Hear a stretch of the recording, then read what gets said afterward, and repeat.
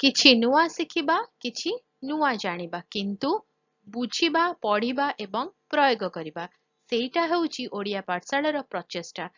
ଆପଣମାନଙ୍କୁ ସମସ୍ତଙ୍କୁ ସ୍ୱାଗତ ଓଡ଼ିଆ ପାଠଶାଳାକୁ। ଚାଲନ୍ତୁ ଆଜିର ଭିଡିଓରେ ଡିସ୍କସ୍ କରିବା କୃତ୍ରିମ ବର୍ଷା ବା ଆର୍ଟିଫିସିଆଲ ରେନ୍।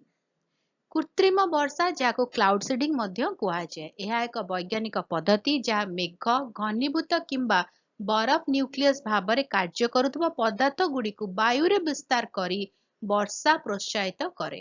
ବ୍ୟବହୃତ ହେଉଥିବା ସାଧାରଣ ଏଜେଣ୍ଟ ଗୁଡ଼ିକ ହେଉଛି ସିଲଭର ଆୟୋଡାଇଡ୍, ପୋଟାସିୟମ ଆୟୋଡାଇଡ୍ ଏବଂ ଶୁଷ୍କ ବରଫ।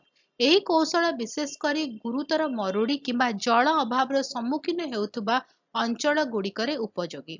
ଏହି ପ୍ରକ୍ରିୟାରେ ବିମାନ କିମ୍ବା ରକେଟ୍ ସାମିଲ ଅଛି, ଯାହା ବିଭିନ୍ନ ସାମଗ୍ରୀକୁ ମେଘରେ ଛାଡ଼ିଥାଏ।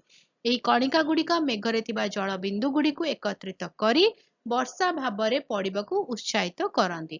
କୃତ୍ରିମ ବର୍ଷା ଏକ ନୂତନ ଧାରଣା ନୁହେଁ, ଏହା ବିଂଶ ଶତାବ୍ଦୀର ମଧ୍ୟ ଭାଗରୁ ବ୍ୟବହୃତ ହୋଇ ଆସୁଛି ଏବଂ କୃଷି, ଜଳ ସମ୍ପଦ ପରିଚାଳନା ଏବଂ ବାୟୁ ପ୍ରଦୂଷଣ ହ୍ରାସ କରିବାରେ ମଧ୍ୟ ଲାଭଦାୟକ ପ୍ରମାଣିତ ହୋଇଛି।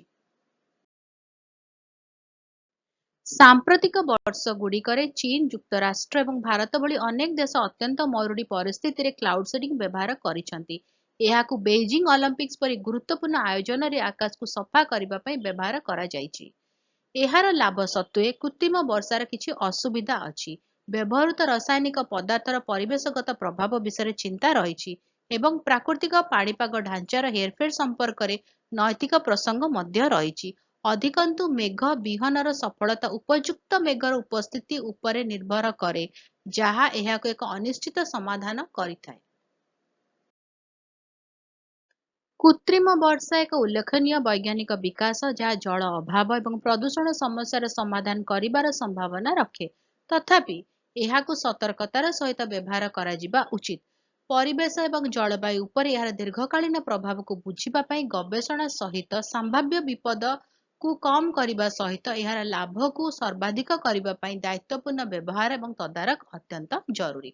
ଭିଡ଼ିଓଟି କେମିତି ଲାଗିଲା ମୋତେ କମେଣ୍ଟ କରିକି ଜଣାଇବ। ଯଦି କିଛି ଡାଉଟ୍ ଅଛି, କିଛି କ୍ୱେଶ୍ଚିନ୍ସ ଅଛି, କମେଣ୍ଟ ଲେଖିକି ଦେବ। ଆଉ ଯଦି ଭଲ ଲାଗିଲା ତାହେଲେ ଭିଡ଼ିଓ ଟିକେ ଲାଇକ୍ କରିଦେବ, ଭିଡ଼ିଓ ସହିତ ସେୟାର କର। ଚ୍ୟାନେଲରେ ଯେଉଁମାନେ ଭିଡ଼ିଓ ଦେଖୁଛନ୍ତି ଏପର୍ଯ୍ୟନ୍ତ ସବସ୍କ୍ରାଇବ୍ କରିନାହାନ୍ତି, ଚ୍ୟାନେଲକୁ ପ୍ଲିଜ୍ ସବସ୍କ୍ରାଇବ୍ କରି ବେଲ୍ ଆଇକନ୍ ପ୍ରେସ୍ କରି ଅଲ୍ ନୋଟିଫିକେସନକୁ ଅନ୍ ରଖିଥାଅ। ଭିଡ଼ିଓ ଅପଲୋଡ ନୋଟିଫିକେସନ ପହଞ୍ଚିବ, ମିଶିକି ପଢ଼ିପାରିବା, ବୁଝିପାରିବା ଏବଂ ଜାଣିପାରିବା। ତାହେଲେ ଦେଖା ହେବାକୁ ଭିଡ଼ିଓରେ। ଭଲରେ ରୁହ, ସୁସ୍ଥରେ ରୁହ, ମୋତେ ଅନୁମତି ଦିଅ। Bye bye.